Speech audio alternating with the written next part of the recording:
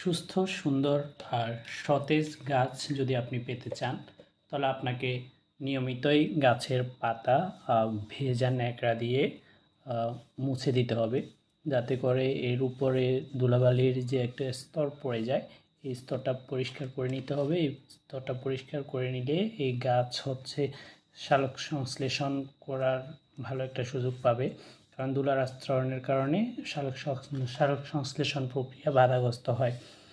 তো এটার জন্য গাছকে মাঝে মাঝে পাতাগুলো একটু পরিষ্কার করে দিতে হবে। আর যদি ইনডোরের গাছ হয় তাহলে তো অবশ্যই এটা করতে হবে, কারণ এটা এমনিতেই আলো বাতাস একটু কম পায়, যার কারণে এগুলোতে সালোক সংশ্লেষণ একটু কমই হয়। সো এটার জন্য এগুলোর যত্নটা একটু বেশি নিতে হয়, পাতাগুলোকে একটু পরিষ্কার করে দিতে হয়, উপর নিচ দুই পাশেই পরিষ্কার করতে হবে।